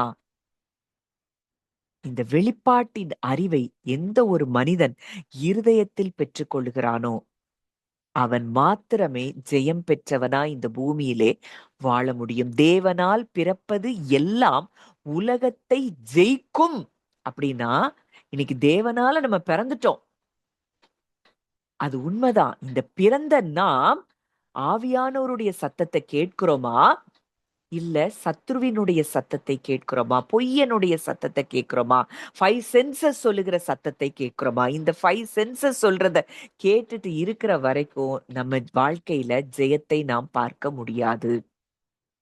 அதற்கும் அப்பாற்பட்டு என் தேவனுடைய சத்தம் இததான் சொல்லுது, என் தேவனுடைய வார்த்தை இததான் சொல்லுது, அவர் எனக்கு குறைவை வைக்க மாட்டார், அவரை தேடுகிற எனக்கு ஒரு குறைவும் கிடையாது, எனக்கு ஏற்ற நேரத்துல ஏற்றதை அவர் நேர்த்தியா என் வாழ்க்கையில செய்வார் அப்படிங்கிற உறுதி நமக்கு இருக்குதுன்னா, குமாரனுடைய ஆவியை நம்ம பூரணமாய் பெற்று அதுல வாழ்கிறோம்னு அர்த்தம். அப்பா பிதாவேன்னு கூப்பிடுறதுக்கு குமாரனுடைய ஆவியை நமக்கு கொடுத்திருக்கிறாராம். புத்திர சுவிகாரத்தின் ஆவியை நமக்கு கொடுத்திருக்கிறாராம். இன்னைக்கு இன்னும் இந்த புத்திர சுவிகாரத்தின் ஆவினாலே அதையே நம்ம இன்னும் உணராம இருக்கிறோம். அப்பான்னு நீ கூப்பிடுன்னு சொல்லி ஒரு உரிமைய இந்த உலகத்தை படைச்சவர் கொடுத்துட்டாரு. இப்ப இந்த அப்பான்னு நம்ம கூப்பிடும் போது இந்த உலகத்தை படைத்தவர் நமக்காக எதையும் செய்வாருங்கிறத ஏன் இன்னும் நம்ப முடியல? ஏன்னா இன்னும் அந்த வெளிப்பாடுகள் நம்ம இருதயத்துல அது இன்னமும் அது ஆழமாய் ஊன்றப்படல. கிறிஸ்துவுக்குள்ள நம்ம இன்னும் ரூட் ஆகாததுனாலதான். அவருக்கு அப்படி ஒரு நம்பிக்கை. என் அப்பாட்ட என்ன சொன்னாலும் என் அப்பா கேட்பார். அவர் சிம்பிளா அவ்வளவு ஒரு பீஸ்ல வாழ்றாரு. எப்படி? பரிசுத்த ஆவியின் பலத்தினாலதான் நம்பிக்கை பெருகுது. நம்பிக்கையின் தேவன் விசுவாசத்தினால் உண்டாகும் சந்தோஷம் சமாதானத்தினால அவரை எப்பவும் நிரப்பி இருந்தார். அப்ப இது எல்லாத்துக்கும் நமக்கு உதவி செய்கிறவர் பரிசுத்த ஆவியானவர். கிறிஸ்துவை போல நம்ம ஒரு வாழ்க்கை இந்த பூமியில வாழணும் அப்படின்னா, என் அப்பா கிட்ட நான் சொல்லிட்டேன், என் அப்பா பார்த்து கொள்ளுவார். என் அப்பா எனக்கு செய்யாமல் யாருக்கு செய்வார் அப்படின்னு அவரை ரியலா எப்போ அந்த ஃபாதர்ஹுட நம்ம ரியலா பார்க்க ஆரம்பிக்கிறோமோ, அப்போ நம்ம வாழ்க்கை ஜெயமுள்ளதாய் மாறும். நம்முடைய விசுவாசமே உலகத்தை ஜெயிக்கிற ஜெயம். நம்ம முற்றிலும் நம்மை நேசிக்கிற நம்மில் அன்பு கூறுகிறவராலே நாம் முற்றிலும் ஜெயம் கொள்ளுகிறவர்களாய் இருக்கிறோம். முற்றிலும். ஒண்ணுல கூட நமக்கு தோல்வி கிடையாது. முற்றிலும் நமக்கு ஜெயம் என்றால் நம்ம எதை குறித்து பயப்படணும்? எதை குறிச்சு கலங்கணும்? எப்பவும் அவருக்குள்ள சந்தோஷமா ஆடி பாடி துதித்து இந்த வருஷத்தின் கடைசி நாட்கள்ல நம்ம இதெல்லாம் அவர் தியானிக்க வைக்கிறார்னா இது அவருடைய அன்பை வெளிப்படுத்துகிறதா இருக்கிறதை நாம் அறிந்து கொள்ள வேண்டும். இன்றைக்கு அந்த கிறிஸ்து சர்வத்தையும் தம்முடைய வல்லமையுள்ள வசனத்தினாலே தாங்குகிறவர், சர்வத்தையும் தன்னுடைய வார்த்தையினால் சிருஷ்டித்தவர் இன்றைக்கு நமக்குள்ளே இருக்கிறார்னா நமக்கு என்ன குறைவு நம்ம வாழ்க்கையில இருக்க முடியும்? இதை நீங்க நம்பும் போதுதான், இதை நீங்க ஆத்துமார்த்தமாய் இருதயபூர்வமாய் உங்க உணர்வுகள்ல இதை நீங்க உணரும் போதுதான் நம்ம வாழ்க்கையில அற்புதங்களை நாம் பார்க்க முடியும். அப்போ இன்னைக்கு இன்னமும் இந்த பரிசுத்த ஆவியானவரின் ஆழங்களுக்குள்ள நம்ம ஒவ்வொரு நாளும் கடந்து போய் கொண்டிருக்கிறோம். ஒவ்வொரு நாளும் நம்ம தியானித்து கொண்டிருக்கிறோம். இந்த ஆழங்களுக்குள்ள நம்ம போக போக போக போக கிறிஸ்துவினுடைய ஃபுல் ஐடென்டிட்டி, நம்முடைய ஐடென்டிட்டி என்ன, கிறிஸ்துவினுடைய நேச்சர் என்ன, பிதாவினுடைய அன்பு எப்படிப்பட்ட அன்பு, இது எல்லாத்தையும் நம்ம புரிய முடியும். இத புரியல அப்படின்னா கிறிஸ்தவ வாழ்க்கை ரொம்ப வேஸ்ட். சும்மா ஏதோ சண்டே சர்வீஸ் போனோம், ஏதோ ஒரு மெசேஜ கேட்டோம், ஏதோ ஒரு 2 பாயிண்ட கேட்டோம், அவ்வளவுதான், அதோட முடிஞ்சு போயிரும் வாழ்க்கை. இல்ல, அவரோடு கூட ஒன்றிணைக்கப்பட்ட ஒரு வாழ்க்கை நான் வாழணும். எப்பொழுதும் அவரோடு கூட சஞ்சரிக்கிற ஒரு வாழ்க்கை, எப்பொழுதும் சமாதானமும் சந்தோஷமும் நிறைந்த ஒரு வாழ்க்கை வாழணும் அப்படின்னா இந்த இடத்துக்கு நம்ம ஹார்ட் வந்தே ஆகணும். ஆவியானவர் கொடுக்கிற, ஆவியானவரால நிரம்பி ஆவியானவர் கொடுக்கிற டைரக்ஷன்ஸ்ல, ஆவியானவர் கொடுக்கிற வெளிப்பாடுகளை அது நமக்குரியதாய் நாம் பார்க்கும் பொழுது நம் வாழ்க்கை நிச்சயம் அது ஜெயமுள்ளதாகத்தான் இருக்கும். அந்த அப்படிப்பட்ட ஜெயமுள்ள வாழ்க்கையை நம்ம பெறும் பொழுது நாம் அநேகருக்கு ஜெயத்தை கொடுக்கிறவர்களாய், வெளிச்சத்தை கொடுக்கிறவர்களாய் நாம் மாறியிருப்போம். அப்ப இந்த வார்த்தைகளை தொடர்ந்து நீங்க தியானிங்க. தொடர்ந்து இன்னும் ஆவியானவருடைய ஆழங்களுக்குள்ள நம்ம போகும் பொழுது ஆவியானவர் வேதத்தில் உள்ள ரகசியங்களை அவர் கற்றுக் கொடுக்கிறவராய் இருக்கிறார். ஒரு வசனம் புரியலையா? அப்பா இதை குறித்து நீங்க என்ன சொல்லி கொடுக்குறீங்க? இந்த இந்த வெளிப்பாடு எனக்கு புரியல, எனக்கு நீங்க கற்றுத்தாங்க அப்படின்னு ஆவியானவர்கிட்ட கேட்டு பாருங்க. எப்படியாவது அந்த வசனத்துக்கு உங்களுக்கு அந்த அர்த்தம் புரியும். அதை எப்படியாவது அவர் சொல்லி கொடுப்பார். எங்கேயாவது எதையாவது பார்க்க வைப்பார், எதையாவது கேட்க வைப்பார். உங்களுக்கே நீங்க திடீர் அமைதியா நீங்க தியானிச்சுட்டு இருக்கிறப்போ அந்த வார்த்தையில உள்ள வெளிப்பாடுகளை அவர் உங்களுக்கு தருவார். இதெல்லாம் ஆவியானவர் நமக்குள்ளே இருந்து செய்கிறார். இந்த ஆவியானவர் கூட நம்ம எப்பொழுதும் அந்த இன்டிமசில நம்ம இருக்க வேண்டியது மிக அவசியமா இருக்கிறது. நம்ம ஜெபிக்கலாம். நம்ம கொஞ்ச நேரம் அப்படியே மெடிடேஷன் பிரேயர். எல்லாரும் எல்லா விதமான எண்ணங்களையும் அதை ஒதுக்கி தள்ளிட்டு கொஞ்ச நேரம் அவரோடு கூட நம்ம உறவுக்குள்ள, அந்த இன்டிமசிக்குள்ள எப்படி இயேசு கிறிஸ்து பிதாவானவரோடு கூட எப்பொழுதும் அந்த உறவுல இருந்தாரோ அந்த உறவுக்குள்ள நம்ம இப்ப வரப்போகிறோம்.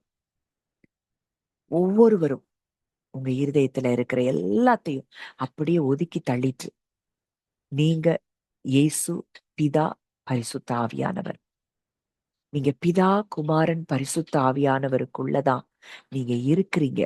இது அப்படியே ரியலா நீங்க பார்க்க ஆரம்பிங்க. அந்த அன்புக்குள்ள நீங்க இருக்கிறீங்க.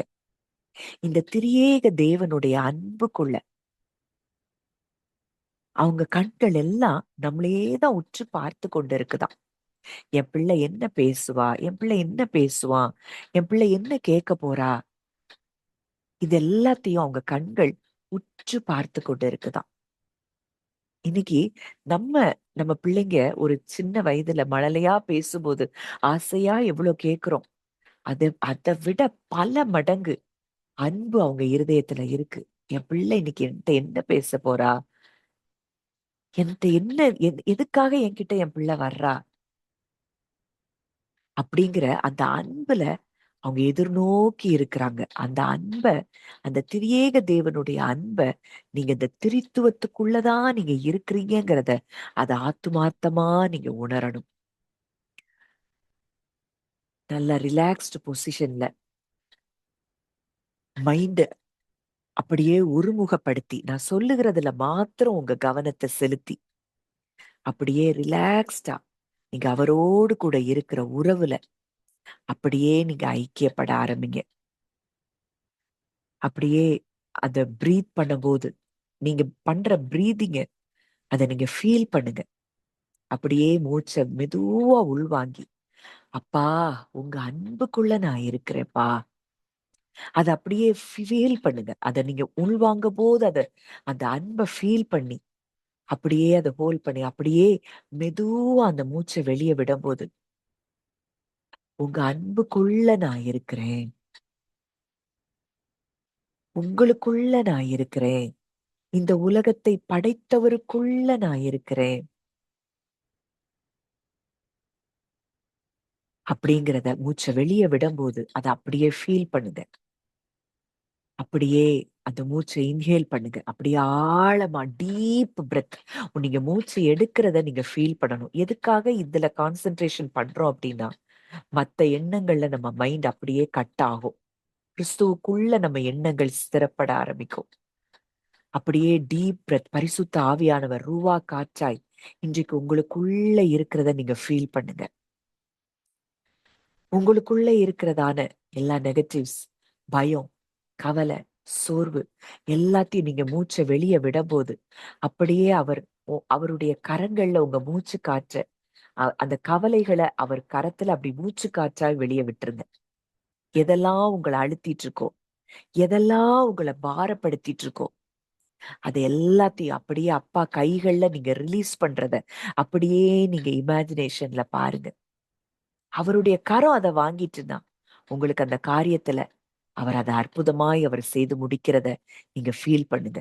இப்பவே ஃபீல் பண்ணி நன்றி சொல்ல ஆரம்பிங்க மனதுல. அப்பா இதெல்லாத்தையும் கொடுத்துட்டேப்பா, நீங்க எனக்காக நன்மையானதை நீங்க செய்ய போறீங்கப்பா. அப்படியே நன்றி நிறைந்த இருதயத்தோடு, அப்பா இவ்வளோ பெரிய தேவன், அண்ட சராசரங்களை, வானம், பூமி, நட்சத்திரம், சந்திரன், சூரியன், மலைகள், நீர்வீழ்ச்சி, பறவைகள், விலங்குகள், மனிதர்கள், இவ்வளத்தையும் நேர்த்தியாய் படைச்ச தேவன், அந்த தேவனுக்குள்ள நான் இருக்கிறேன், அவர் எனக்குள்ள இருக்கிறார். சர்வ வல்லமையுள்ள தேவன் எனக்குள்ள நீங்க இருக்கிறீங்கப்பா. அப்படியே மூச்சை உள்வாங்கும் போது அந்த ஆல்மைட்டி காட், ஜீவனுள்ள தேவன், லிவிங் காட் உங்களுக்குள்ள இருக்கிறத நீங்க ஃபீல் பண்ணுங்க. இந்த லிவிங் காட், இந்த லைட் உங்களுக்குள்ள வந்ததுனால அப்படியே உங்க எண்ணங்கள்ல இருக்கிற டார்க்னஸ் அது எல்லாத்தையும் அப்பாட்ட அப்படியே ரிலீஸ் பண்ணுங்க. இல்லப்பா இது எனக்குரியது இல்ல, நான் 5 சென்சஸ்ல நான் திங்க் பண்ண வேண்டியவள் அல்ல. அப்படியே அது எல்லாத்தையும் அப்பா கைகள்ல நீங்க ரிலீஸ் பண்ணிருங்க. நீங்க பண்ண பண்ண பண்ண உங்க இருதயம், உண்மையா இதை யாரெல்லாம் ஃபாலோ பண்றீங்களோ உங்க இருதயம் அப்படியே லேசா மாறுறத நீங்க ஃபீல் பண்ண முடியும். அப்படியே லைட்டா மாறும் உங்க இருதயம். இந்த இருதயம் தான் தேவனுக்கு தேவை. அப்படியே ஆவியில் எளிமையுள்ளவர்கள் பாக்கியவான்கள். அந்த எளிமையுள்ள ஆவி அப்படியே அப்பாட்ட எல்லாத்தையும் கொடுத்துட்டு நீங்க ரெஸ்டுக்குள்ள, சமாதானத்துக்குள்ள நீங்க வரும்போது உங்களுக்குள்ள இருக்கிற அந்த ஆவியானவருடைய சத்தம் பலமாய் துணிக்கிறதை நீங்க பார்க்க முடியும். யோவான் 1 பார்க்கிறோம், ஆதியிலே வார்த்தை இருந்தது, அந்த வார்த்தை தேவனிடத்தில் இருந்தது, அந்த வார்த்தை தேவனாயிருந்தது. அவர் ஆதியிலே தேவனோடு இருந்தார். உண்டானதொன்றும் அவராலே அல்லாமல் உண்டாகவில்லை. அவருக்குள் ஜீவன் இருந்தது, அந்த ஜீவன் மனுஷருக்கு ஒளியாக இருந்தது. உலகமே தோன்றல, நானும் நீங்களும் இந்த உலகத்துல பிறக்கவே இல்லை. ஆனா அவர் எல்லாவற்றிற்கும் ஆம் என்று சொல்லி இருந்தார். ஆமா, அவருடைய வாக்குத்தத்தங்கள் எல்லாம் கிறிஸ்துவுக்குள் ஆம் என்றும் ஆமேன் என்றும் இருக்கிறது. நம்ம ஆமேன்னு சொல்றதுக்கு முன்னாடியே அவர் எல்லாவற்றிற்கும் அவர் ஆம் அப்படின்னு அவர் சொல்லி இருந்தார். அவருக்குள்ள அந்த ஜீவன் இருந்தது, அந்த ஜீவன் மனுஷருக்கு ஒளியாக இருந்தது. அந்த ஒளியா இருந்தவருக்குள்ளே, ஆம் என்று சொன்னவருக்குள்ளே நம்ம இருக்கிறோம். வேதத்துல ஆதியாகமத்துல இருந்து வெளிப்படுத்துதல் வரைக்கும் வாக்கு தத்தங்களுக்கெல்லாம் ஆம் என்று சொன்னவருக்குள்ளே நம்ம இருக்கிறோம்னா, எந்த வாக்கு தத்தங்கள் இன்றைக்கு நம் வாழ்க்கையில் நிறைவேறாமல் இருக்கும்? எஸ், எஸ், அந்த எஸ்ன்னு சொன்னவருக்குள்ள நீங்க இருக்கிறீங்க. எல்லா வாக்கு தத்தங்களுக்கும் அவர் எஸ் சொல்லி இருக்கிறார். ஒன்று கூட தவறி போகாது. கர்த்தர் சொன்ன வாக்கு தத்தங்கள், நல்வார்த்தைகள் எல்லாம் ஒன்றாகிலும் தவறி போகவில்லை. ஏன்னா அந்த வாக்கு தத்தம் கொடுத்தவருக்குள்ளே, வாக்கு தத்தத்துக்குள்ளேயே நீங்க இருக்கிறீங்க. ஆம் என்று சொன்னவருக்குள்ள நீங்க இருக்கிறீங்க. எதுவுமே உருவாகாத ஒரு சூழ்நிலை, இந்த பூமியே உருவாகல. அப்போ தகப்பன், குமாரன், பரிசுத்த ஆவியானவருடைய ஐக்கியம், இந்த ஐக்கியத்துல அவங்க ஆம் அப்படின்னு சொன்னதுனால இந்த உலகம் உண்டானது, இந்த உலகத்துல இருக்கிற சிருஷ்டிப்புகள் உண்டானது, எல்லாம் உண்டாச்சு. ஆனா இந்த ஆம் என்று சொன்னவரை விட்டு மனதில இருந்து தூரமாய் ஆதாம் கடந்து போனான். ஆனா இயேசு கிறிஸ்து இந்த பூமிக்கு வருவதற்கு மறுபடியும் அவர் ஆம் என்று சொல்லுகிறார். ஏன்னா இந்த ஆம் என்று சொன்னவர் வந்தாதான் நம்ம அவருக்குள்ளே நம்ம வர முடியும், இந்த ஐக்கியத்துக்குள்ள நம்ம வர முடியும். அதற்காக அவர் ஆம் என்று சொல்லி அவர் பூமிக்கு வந்ததை நம்ம பார்க்கிறோம். நம்ம உலகத்துக்குள், நம்ம வலிக்குள்ள, இந்த உலகத்துக்குள்ள, நம்முடைய கேள்விகளுக்குள்ள இந்த ஆம் என்பவர் நமக்குள்ளே அவர் வந்ததை நம்ம பார்க்கிறோம். எஸ் அப்படிங்கிறவர் நமக்குள்ள வந்துட்டாரு, நம்ம வலிக்குள்ள வந்துட்டாரு. நம்ம காயங்களை ஆற்றும்படியாய், நம்மீது அன்பு செலுத்தும்படியாய், பூரணமான அன்பை நம் வாழ்க்கையில் வெளிப்படுத்தும்படியாய் இந்த ஆம் நம்முடைய இருளுக்குள்ளே அவர் இறங்கி வந்திருக்கிறார். நமக்கு வெளிச்சத்தை கொடுக்கும்படியாய், பிதாவினுடைய அன்பை நமக்கு வெளிப்படுத்தும்படியாய் இந்த ஆம் என்கிறவர் நமக்குள்ள வந்திருக்கிறார். நாம் அவருக்குள்ள நம்ம இருக்கிறோம், அவருக்குள் நாம் இருக்கிறோம், பிழைக்கிறோம், அசைகிறோம். இந்த ஆம் நமக்குள்ளே வரும்படியாய், நம்ம இருளுக்குள் அவர் வரும்படியாய், பரலோக மேன்மையை துறந்து அடிமையின் கோலம் எடுத்து அவர் மனுஷ சாயலாய் பிதாவினுடைய திட்டத்திற்கு ஆம் என்று சொல்லி இந்த பூமிக்கு வந்ததை நம்ம பார்க்கிறோம். குற்றவாளிய போல நமக்காக அவர் மரணம் அடைந்ததை நம்ம பார்க்கிறோம். ஏன்னா இந்த வாக்கு தத்தங்கள் எல்லாம், வேதத்துல கொடுக்கப்பட்ட வாக்கு தத்தங்கள் எல்லாம் நம்ம வாழ்க்கையில ஆமேன், ஆம் என்றும் ஆமேன் என்றும் நிறைவேறும்படியா அவர் இந்த பூமிக்கு, இந்த மனுக்குலத்துக்கு, மனுக்குலத்தை மீட்கும்படியாக அவர் ஒரு சரீரத்தை எடுத்து இந்த பூமிக்கு ஆம் என்று சொல்லி வந்ததை நம்ம பார்க்கிறோம். அவரே ஆம்னு சொல்லி இந்த பூமிக்கு வந்துட்டாருன்னா, கடவுளே பூமிக்கு அவர் படைத்த சிருஷ்டியை மீட்கும்படியாய் இங்க வந்துட்டாருன்னா அவர் மீட்டத யார் தொட முடியும்? இன்னைக்கு நீங்களும் நானும் அவரால் மீட்கப்பட்ட ஜனங்களாய் இருக்கிறோம். படைத்தவரே நம்மை மீட்டு இருக்கிறார் என்றால் வேற எந்த அந்நிய கிரியைகள் நம்மை தொட முடியும்? எந்த அந்தகார வல்லமைகள் நம்ம பக்கத்துல வர முடியும்? இன்றைக்கு அவர் கரங்களுக்குள்ள நீங்க இருக்கிறீங்க. அவர் சொல்றாரு, என் கரத்தில் இருப்பவைகளை ஒருவனும் ஒரு காலும் பறித்து கொள்ள முடியாது. இன்றைக்கு உலகத்தை படைத்தவருடைய கரங்களுக்குள்ள நீங்க இருக்கிறீங்க. அவருடைய பலத்த கரத்துக்குள்ள நீங்க இருக்கிறீங்க. என் பிதாவினுடைய கரங்களுக்குள்ளே அவர்கள் இருக்கிறார்கள். இயேசு சொல்றார், அவைகளை தந்த என் பிதாவின் கரத்திலிருந்து ஒருவனும் பறித்து கொள்ள முடியாது. டபுள் ப்ரொடெக்ஷனுக்குள்ள நீங்களும் நானும் இருக்கிறோம். நம்முடைய குடும்பம் அவருடைய கரத்துக்குள் இருக்கிறது. ஒன்றும் ஒரு காலும் நம்மை தொட முடியாது.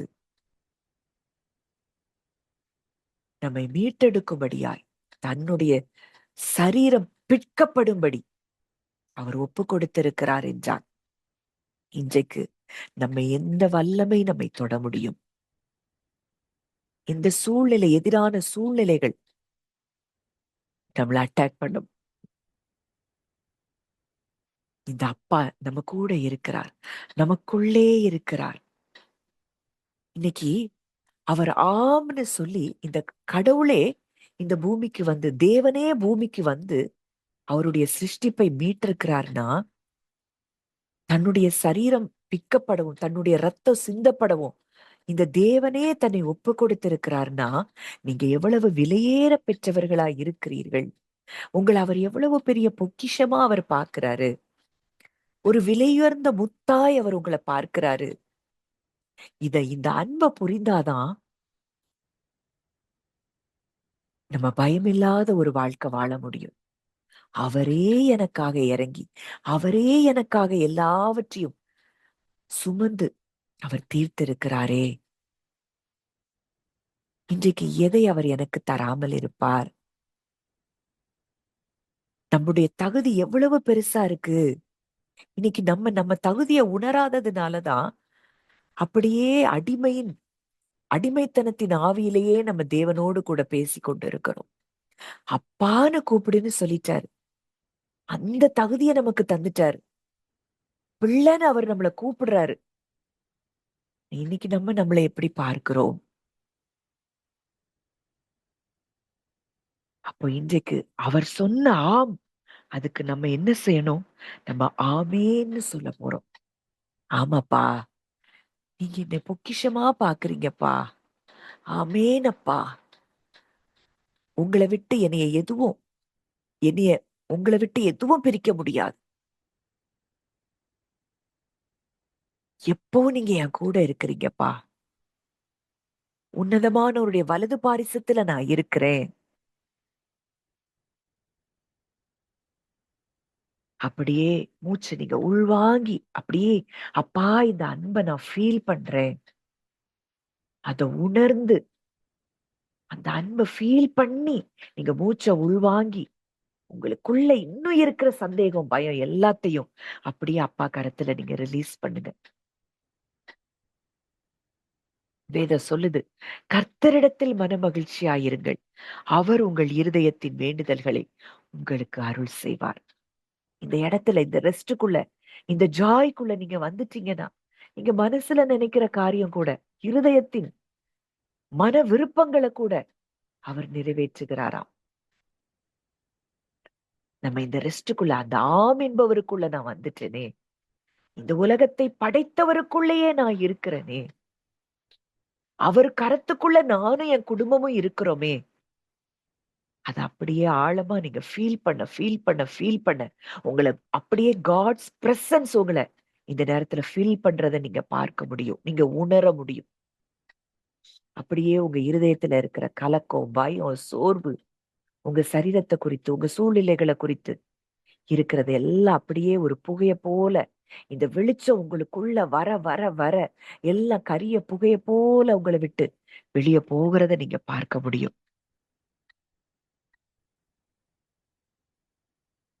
நான் உனக்கு என்ன செய்ய வேண்டும் என்று இருக்கிறாய்? இதுதான் தேவனுடைய கேள்வி. நான் என்ன செய்யணும் மகளே? நீ என்ன கேட்டாலும் நான் உனக்கு செய்வனே. என் நாமத்தினால நீ எதை கேட்டாலும் அதை நான் உனக்கு செய்வனே. இதுதான் அவருடைய சத்தம்.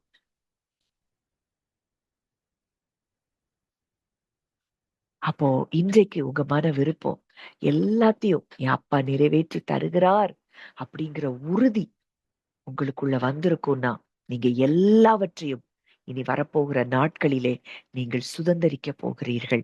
நீங்கள் பெற்றுக்கொள்ள போகிறீர்கள். அப்போ அவருக்குள்ள மகிழ்ச்சி, அவருக்குள்ள இருக்கிற சமாதானம் இன்றைக்கு அது உங்களை நிரப்பிக் கொண்டே இருக்கிறத நீங்க பாருங்க. அப்படியே உங்க கைகளை இருதயத்துல வைத்து, அப்பா, உங்க அன்பு என் இருதயத்தை நிரப்பிக் கொண்டே இருக்கிறதற்காக உமக்கு நன்றி. நீங்க என் கூட இருக்கிறீங்கப்பா. உங்களுக்குள்ள நான் இருக்கிறேன். எனக்குள்ள நீங்க இருக்கிறீங்க. உங்க கரங்களுக்குள்ள, பிதாவானவருடைய கரங்களுக்குள்ள, இயேசு கிறிஸ்துவின் கரங்களுக்குள்ள நானும் என் குடும்பமும் இருக்கிறோம். ஒன்றும் எங்களை அணுக முடியாதுப்பா. எங்களை நீங்க பொக்கிஷமா பார்த்ததுனாலதான் எங்களுக்காக அடிமையின் கோலம் எடுத்து இந்த பூமிக்கு வந்தீங்கப்பா. உமக்கு நன்றி. உமக்கு நன்றி அப்பா அப்படின்னு மனதின் ஆத்மார்த்தமா அவருக்கு நன்றி சொல்லுங்க. இந்த தேவன் என்றென்றைக்கும் உள்ள சதா காலங்களுக்கும் நம்முடைய தேவனாய் இருக்கிறார். அவர் நம்முடைய தகப்பனாய் இருக்கிறார். நம்முடைய மூத்த சகோதரனுடைய கர நம்மை பிடித்திருக்கிறது. அப்பா நம்மை பிடித்திருக்கிறார். பரிசுத்த ஆவியானவர் நமக்கு தாயை போல நம்மை அவர் வழி நடத்துகிறார். ஒவ்வொரு நொடி பொழுதும் இந்த பிரசனம் நம்மை சூழ்ந்தேதான் இருக்குது. இதை நம்ம ஃபீல் பண்ண ஆரம்பிப்போம்.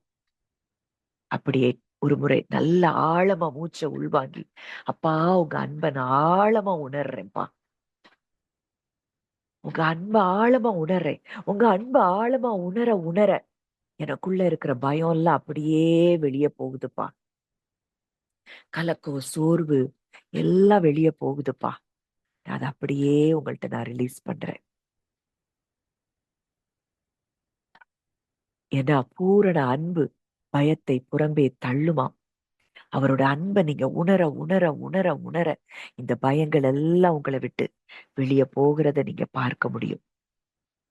ஒரு பெரிய சமாதானம், ஒரு பெரிய சந்தோஷம் உங்களை நிரப்பிக்கொண்டே இருக்கிறத நீங்க உணர முடியும். அப்படியே தேவன் உங்களை நிரப்பிக்கொண்டே இருக்கிறார். இந்த நாள்ல அவருடைய அன்பு உங்களை நிரப்பிக்கொண்டே இருக்கிறது. அவருடைய சமாதானம் உங்களை நிரப்பிக்கொண்டே இருக்கிறது. அவருக்குள்ள இருக்கிற ஆனந்த தைல அபிஷேகம் உங்களை நிரப்பிட்டே இருக்கு. உங்க கட்டுகள் எல்லாம் கட்டவிழ்க்கப்படுகிறது. நீங்க விடுதலை ஆகிறீர்கள். எல்லா பயங்களிலிருந்து, எல்லா சிறையிருப்புகள்ல இருந்து, எண்ணங்கள்ல இருக்கிற சிறையிருப்புகள்ல இருந்து நீங்க விடுதலை ஆயிட்டே இருக்கிறீங்க. ஒரு பெரிய விடுதலை, ஒரு பெரிய சமாதானம் இன்றைக்கு உங்களுக்கு உண்டாகிறது. நல்ல தகப்பனே, நன்றியோடு உம்மை நாங்கள் துதிக்கிறோம், ஸ்தோத்தரிக்கிறோம் அப்பா. இன்றைக்கும் நாங்கள் பிதா, குமாரன், பரிசுத்தாவியானவருக்குள்ளே நாங்களும் எங்கள் குடும்பங்களும் இருக்கிறோம் என்பதை நாங்கள் பேசுகிறோம் அப்பா. எங்களை தொட எந்த வல்லமைக்கும் அதிகாரம் இல்ல ராஜா. எங்க சரீரத்தையோ எங்களுடைய ஆத்துமாவையோ தொட எந்த வல்லமைக்கும் அதிகாரம் இல்லை. நாங்க வெளிச்சத்துக்குள்ள, உங்களுடைய ராஜ்யத்துக்குள்ள 1000 10,000 தூதர்கள் சூழ உங்க ரத்தம் எங்க மேல, எங்க குடும்பத்தின் மேல, எங்க குடும்பத்தில் உள்ள ஒவ்வொருவர் மேலையும் தெளிக்கப்பட்டு கொண்டே இருக்கிறதப்பா. எங்களை தொட எந்த வல்லமைக்கும் அதிகாரம் இல்லை அப்பா. உமக்கு மனதார நாங்கள் நன்றி செலுத்துகிறோம். அந்த ஒவ்வொருவரையும் நான் மனதார பிளஸ் பண்றேன் அப்பா. இன்றைக்கு நீங்க அவங்கள ஃபில் பண்ணி இருக்கிறீங்க. இந்த சந்தோஷத்திலேயே எப்பொழுதும் வாழ ஆண்டவரே, உம்மை உறுதியாய் பற்றி கொண்ட மனதை உடையவன் உண்மையே நம்பி இருக்கிறபடியினால் நீர் அவனை பூரண சமாதானத்துடன் காத்துக்கொள்வீர் என்று சொல்லி வேதம் சொல்லுது. அந்த சமாதானத்தை நாங்கள் பெற்றுக்கொண்டவர்களாய் இந்த நாளிலே எங்களை நீர் நிரப்பி இருக்கிறீர் அப்பா. உமக்கு நன்றி செலுத்துகிறோம். மனதார உமக்கு நாங்கள் நன்றி செலுத்துகிறோம். அந்த ஒவ்வொருவரையும் பிளஸ் பண்றேன். விதைக்கப்பட்ட வார்த்தைகள் ஒவ்வொருவர் வாழ்க்கையிலையும் 100 மடங்கு பலன் தரும்படி நான் ஜெபிக்கிறேன் அப்பா. கர்த்தர் அப்படியே ஆசீர்வதிக்கிறீர். உமக்கு நன்றி செலுத்துகிறோம். துதி கன மகிமையாவையும் இயேசு ஒருவருக்கே செலுத்துகிறோம். கர்த்தரும் மீட்பருமாகிய இயேசுவின் மூலம் கேட்கிறோம் ஜீவனுள்ள நல்ல பிதாவே. ஆமேன், ஆமேன்.